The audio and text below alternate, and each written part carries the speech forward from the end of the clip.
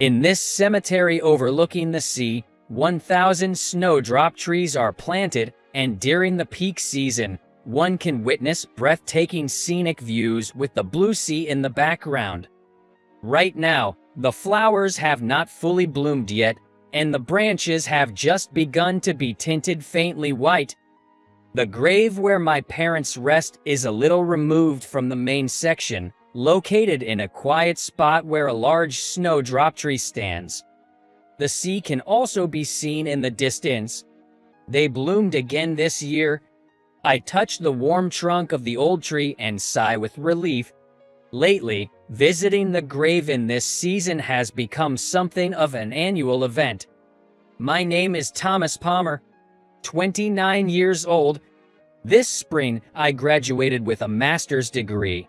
I will soon return to my grandfather's home in New York and will start working for a pharmaceutical company in April. Today, I came here to report this to my parents. In front of the grave, I offered my father's favorite canned beer and donuts for my mother, who loved sweets, and sat under the sunflower tree facing the grave, drinking my own beer. A bit early for a snowdrop viewing, isn't it? A comfortable spring breeze caresses my cheeks. Suddenly, I saw the figure of an elderly woman walking towards me. I quickly stood up and squinted. Mrs. Adams. Mrs. Adams is the head mistress of Sea of Light Home, a children's care facility about 15 minutes drive from this cemetery. Oh my, Thomas. She stopped in surprise and then walked slowly over. I hadn't seen her since last summer, so only about half a year had passed, but she looked like she'd aged quite a bit. What a coincidence. I'm so happy to see you, Thomas. How have you been? She took my hand and squinted with joy. The wrinkles at the corners of her eyes, her charm point, had deepened. Yes, sorry I haven't kept in touch. Are you well, Mrs. Adams? Yes, same as usual. Surrounded by children, it's a hustle and bustle every day, she said while arranging the flowers she brought. Thank you for always coming, for the flowers, and everything else. It's okay, I like it here and feel comfortable coming. Oh, an old lady coming to the grave voluntary. How funny. She laughed at her own words. And after visiting my parents' grave, she said, if you have time, why don't you stop by home?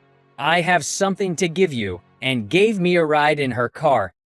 Descending from the hilltop cemetery, the previous silence disappeared, and the colorful city landscape, eagerly awaiting the arrival of spring, jumped into view.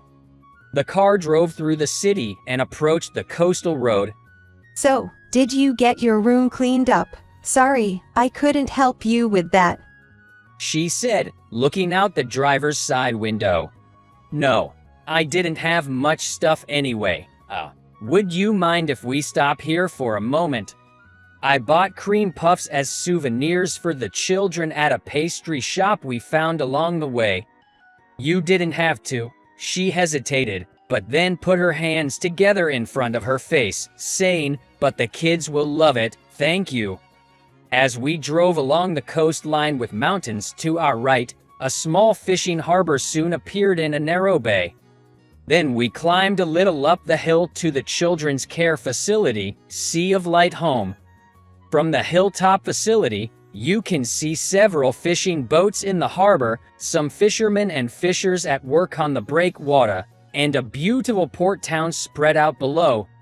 Here, children who have lost parents, or who need care due to abuse or neglect, are accommodated and supported for independence after leaving. Now, 14 children from ages 3 to high school live here. Passing by a wooden signboard with paint peeling off and hard to read, I walked through the gate. The day my father died, I was also brought here in a car from the facility and walked through this gate. I lived here for only a month when I was 10, but the anxiety and pain in my chest from that time are still vivid in my memory.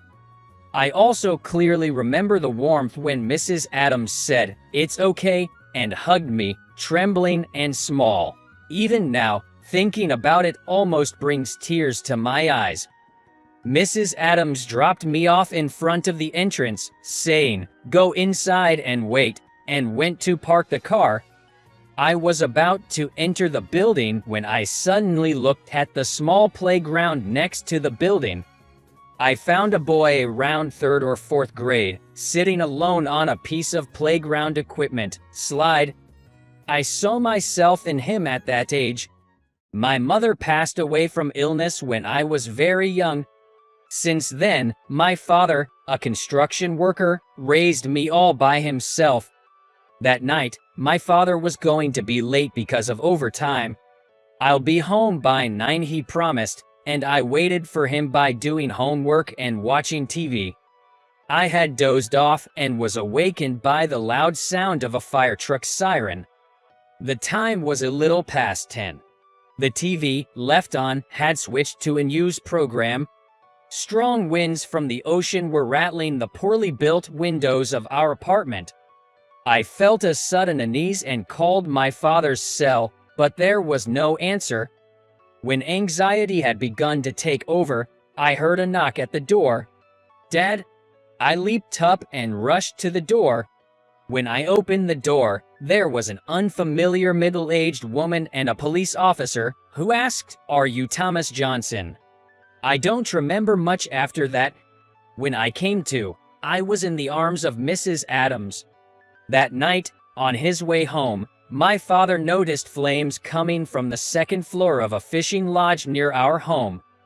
A guest's careless smoking had caused a fire. Fanned by the strong winds, the fire grew more fierce. There had been 2 other fires that day, and the fire trucks were delayed. Hearing from the lodge's staff that someone was trapped, my father rushed in alone. Soon after, he emerged from the entrance, carrying the trapped person. Both were taken to the hospital by the arriving paramedics. The person my father had saved seemed to have severe burns but survived. But my father, during the rescue, a falling beam struck him in the back, and he died in the ambulance before reaching the hospital. I heard all of this much later from the lodge's landlady. That was around the time you came here, Thomas. Turning around to the voice, Mrs. Adams was standing at the threshold, apparently having come through the back door from the parking lot, looking at the boy just like me. As I kept watching him, who was called by a female staff member, and returned to his room, Mrs. Adams said, "Here you go," and handed me slippers. I was led into the principal's office and seated on a sofa, sipping the coffee that had been prepared for me, when the principal came in with a small photo album. Sorry to keep you waiting. I found these old photos while organizing paperwork the other day. I thought I'd give them to you before you head back to New York. The principal said that and took out a photograph. It was a picture of 10-year-old me and my grandfather, who lived in New York, standing in front of the entrance to this facility. This? Do you remember? We took it the day you left. Both of us were glaring at the camera with expressions that were hard to read, whether we were smiling or angry. My grandfather was only 70 at the time, standing taller and looking younger. I remember, I didn't know what face to make, and I was really troubled. I think my grandfather felt the same. I said with a laugh, Your grandfather must have been lonely after you went to college here, right? When you went back for your job offer ceremony last year, you were in a rush because of your busy research, weren't you? I carefully put the photo into my jacket's breast pocket. You have to take care of your grandfather when you get back. Right, I replied, and finished drinking the rest of my coffee. Before heading to the waiting room after completing the boarding process, I called my grandfather. Thomas, what's up? You already in New York? My grandfather answered the phone in a raspy voice, almost sounding angry. I'm about to board the plane now. I'll be in New York in the evening. Did my luggage arrive? Yeah, I carried it into your room. By the way, Thomas, Huh? are you sure you really made the right decision taking a job here? What? Why would you say that? Never mind. Just be careful on your way home. I'll have someone pick you up at the airport. Grandpa abruptly hung up the phone. Not again. He always holds back on saying what's truly important. He's been like that since I was a child, Your soda's going to be lukewarm. he said, looking at me gripping my can of soda. I'd been so nervous, even forgot to take a sip. The zoo on a weekday was nearly empty, and even the popular animal enclosures were available. The morning after Grandpa had brought me to New York from the facility, he woke me up, saying, "We're going to the zoo." I bought a carbonated drink from a shop at the resting corner near the primate enclosure, and sat across from him on a bench. I drank the soda nervously. He watched me drink, squinting his eyes, as if watching a panda munching on bamboo. Suddenly, I spotted a mother and baby chimpanzee. Look, a baby chimpanzee. I left my half-finished soda and ran to the enclosure. A nearby zookeeper explained that this wasn't the real mother, but a female chimpanzee with birthing experience was caring for the baby, whose real mother had died of illness. Grandpa, who had quietly come to stand beside me, said, I wonder if that baby is truly happy. When I responded with maybe, he asked, "Why do you think so?" I was about to say something when he cut me off, saying, "Well, never mind," and started to walk away.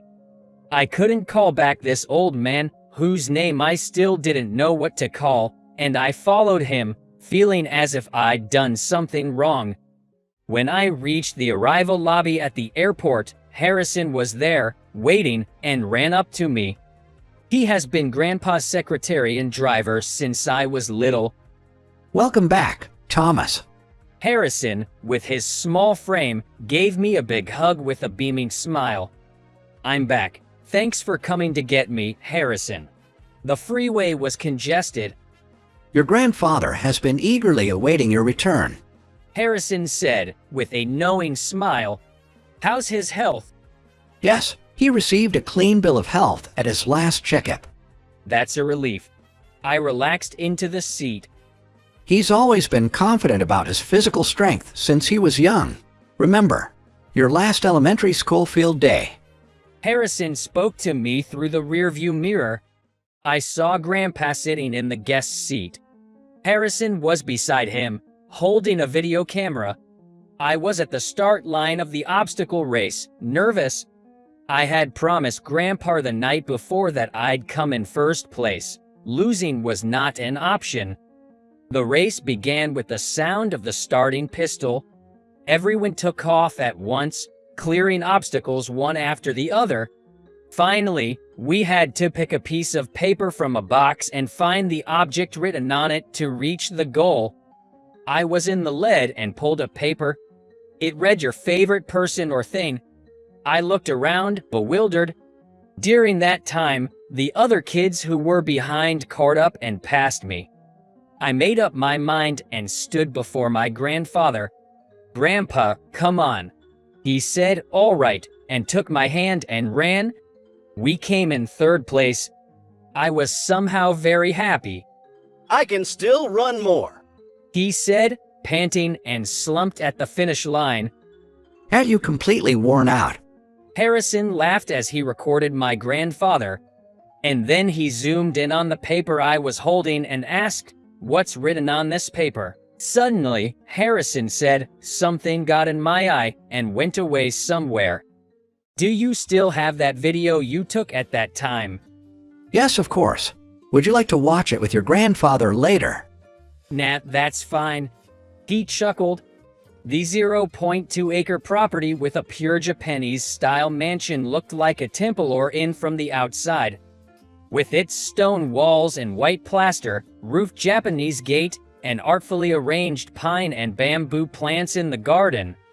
As a young boy living in a small apartment, I felt uneasy in this large mansion at first and spent all my time playing in the garden.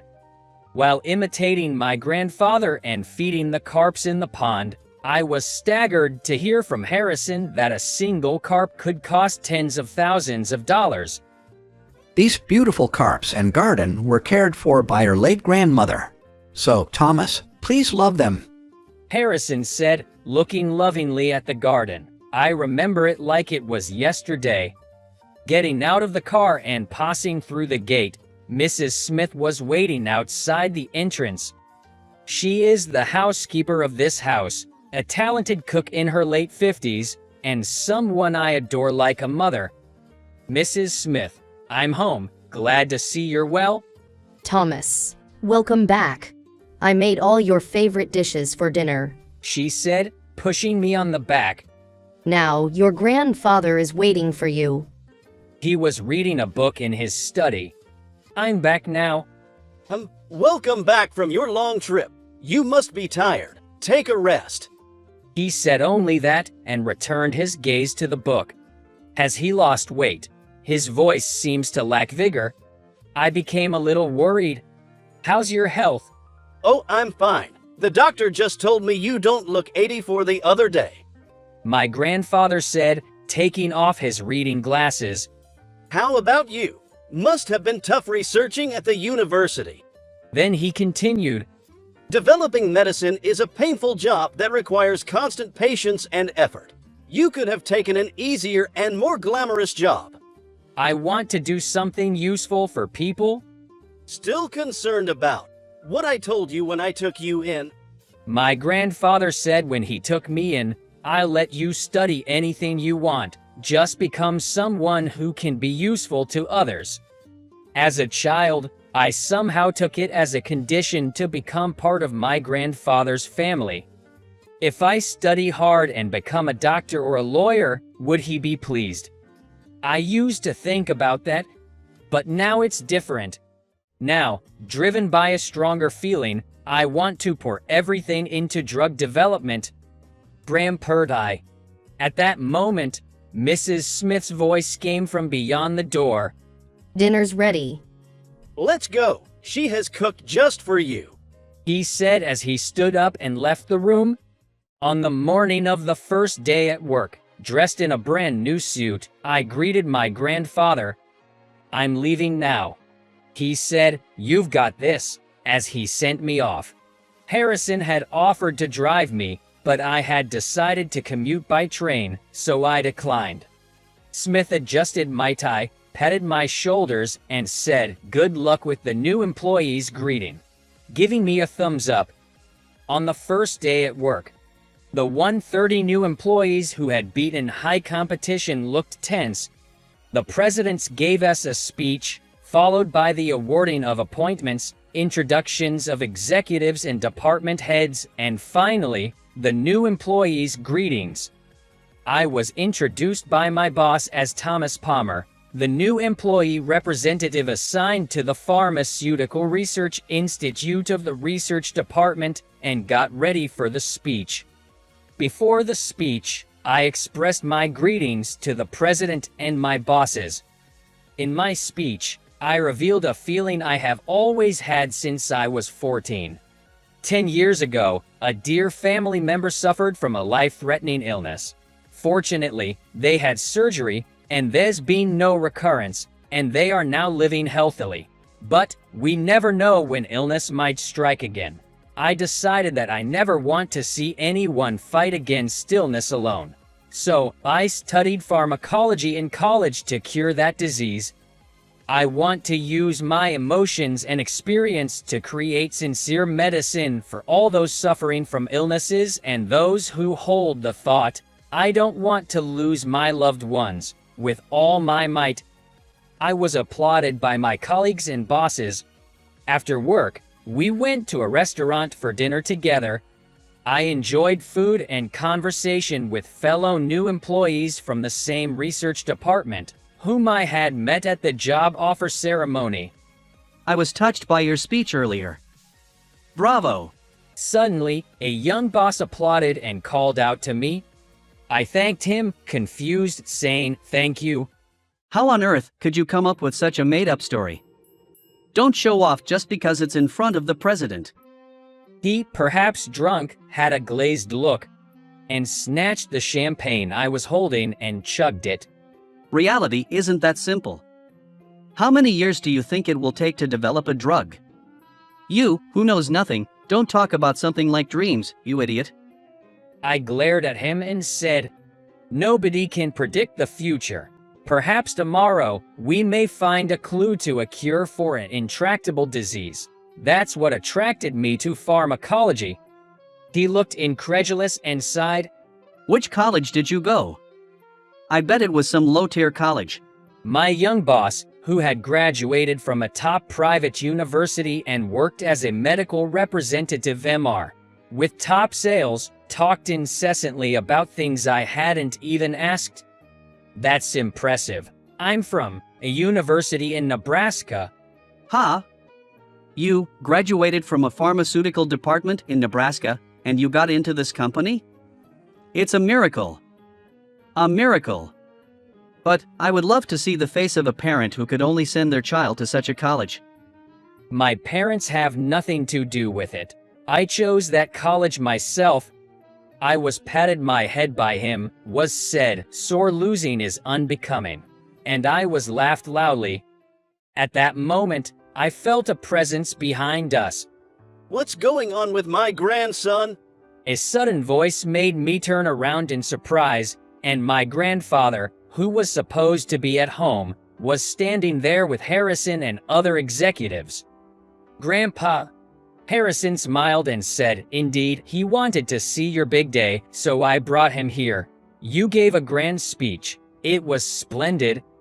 My young boss laughed even louder, saying, "What? You brought a guardian here?"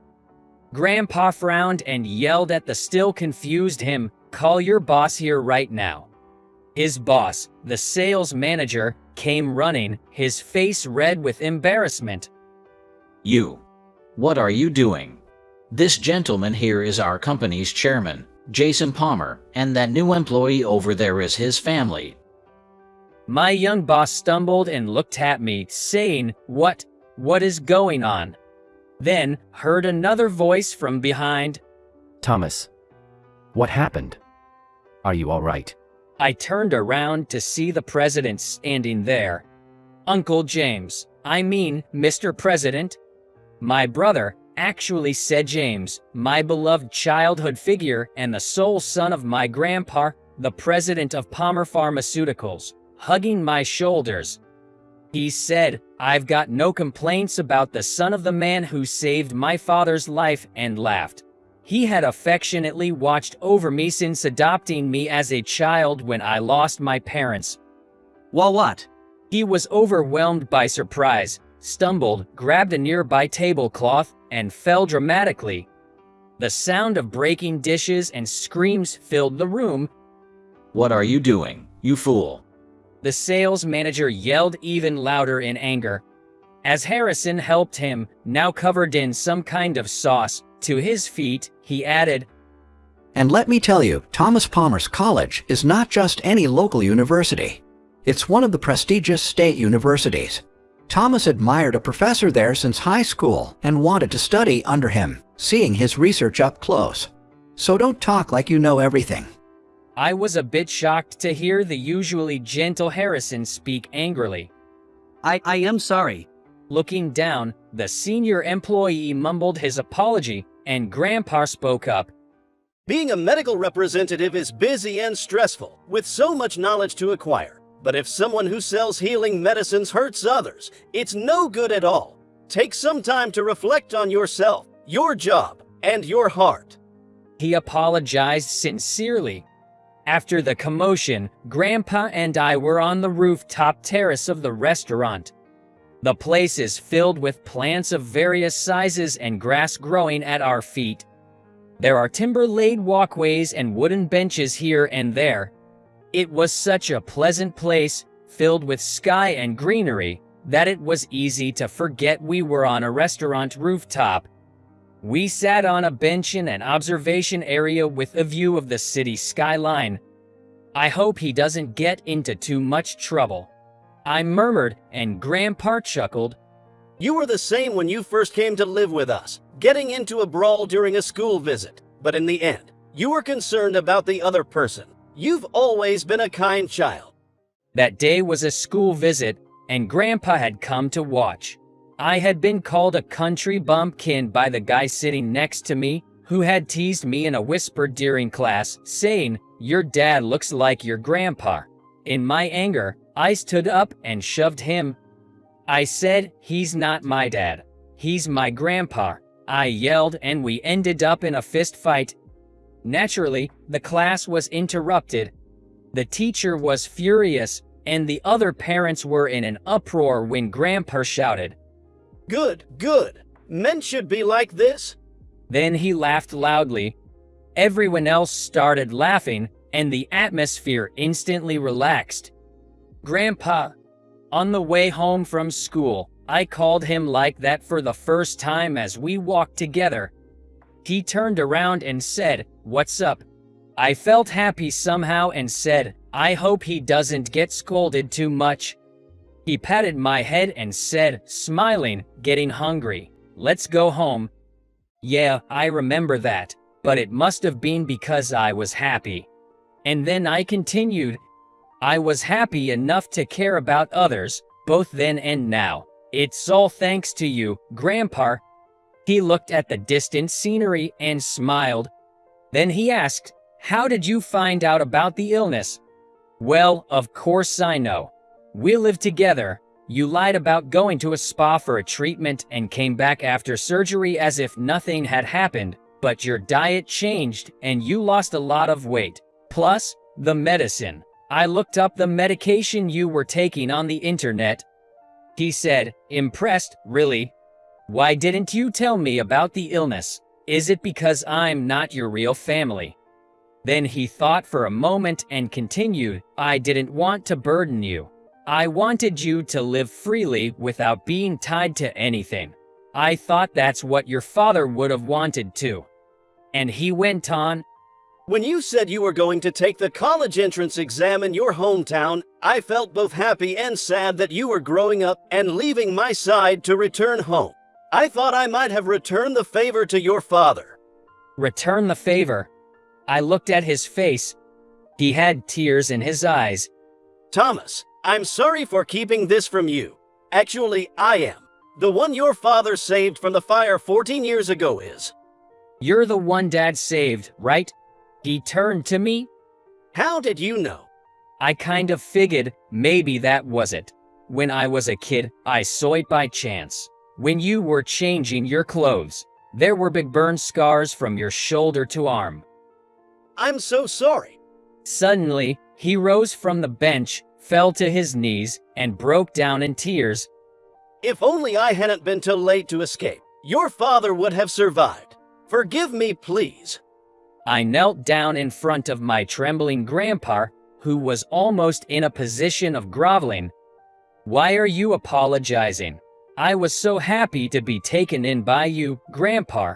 I was really happy that Dad saved you, Grandpa. I've never held a grudge. And then I continued, I'm truly grateful that you fought your illness alone so you wouldn't worry me. Thank you for being alive and for being by my side. Thank you, Grandpa. He cried out in pain and wept. Several years later, I was absorbed in developing new drugs. Mrs. Smith continues to work as a maid even in her old age. Make sure you eat properly, no matter how busy you are, she told me, preparing a nutritious packed lunch for me every day. Mr. Harrison has retired, but he comes every day to take care of the carps and tend to the plants. Grandpa passed away last year. He passed away peacefully, sitting in a chair on the porch of this mansion, looking out at his beloved garden and carp pond. He left me this house and a letter. In it, his sincere feelings for me were expressed in simple, unadorned words. He wanted to live with me and watch over me more. He wanted to talk about many things. And at the end, it was written, Follow the path you believe in without hesitation. Even if it's a rough path, it will be a bright one. and I will be watching over you with your parents. I carried this letter with me like a charm. Then, time passed further. Spring. There is a newspaper in front of his portrait. The headline in the newspaper reads, Palmer Pharmaceuticals' new drug, clinical trials begin. The full bloom of white snowdrops is breathtaking against the blue of the sea. On the mountain path leading to the cemetery, snowdrop petals are spread out like a carpet, and the occasional strong sea breeze lifts them into the air, creating a fantastical scene with the light of spring. Papa, get me the hat. My daughter Maya chases after the hat that flew my way. My wife, Catherine, chases after her, laughing and saying, "You'll fall if you run." I pick up the hat, put it on Maya's head, and give her a shoulder ride. Maya is frolicking above my head, reaching for the snowdrops. I've taken a long vacation for the first time in a while and brought my family to my hometown, Nebraska, to visit my parents' graves. At the gravesite, I told my parents that I was living happily, so they could rest assured. Maya also puts her small hands together with a solemn face. Looking up at an old tree that still blooms every year, I said to Catherine, who was by my side, "This snowdrop tree is quite old, but it's still blooming every year." She touched the trunk. It's warm. I reached out to the trunk too. At that moment, I felt as though I was touching Grandpa. Tears welled up naturally. Catherine looked at me and asked, "What's wrong?" But I wiped my tears and said, "It's nothing."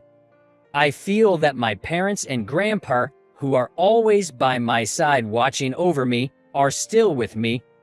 The strength of my father who risked his life to save others, and my grandfather who showered me, his adopted child, with unconditional love. With their love in my heart, I am determined to live to the fullest for my beloved family and for anyone who needs my strength. Snowdrops fall again in the wind, and then gently land. I watched Catherine and Maya playing with the petals, feeling truly blessed